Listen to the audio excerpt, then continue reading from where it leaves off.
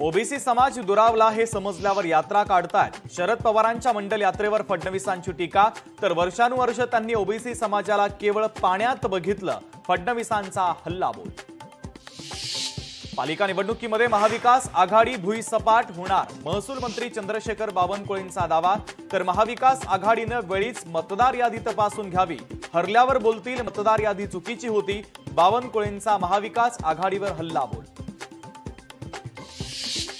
मतदान वाढवण्यासाठी ज्याप्रमाणे पवारांना लोक भेटले तसंच ठाकरेंनाही काही लोक भेटले होते। 60 ते 65 जागा जिंकून देऊ असा दावा केला। शरद पवारांच्या गौप्यस्फोटानंतर संजय राऊतांचा दावा।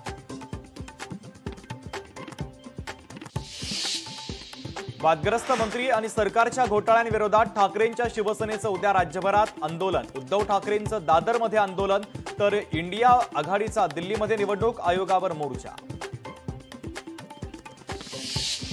कल्याणमध्ये स्वातंत्र्यदिनी चिकन मटणावर बंदी, नियमभंग केल्यास पालिकेकडून कठोर कारवाईचा इशारा। पालिकेच्या निर्णयावर आमदार जितेंद्र आव्हाड भडकले।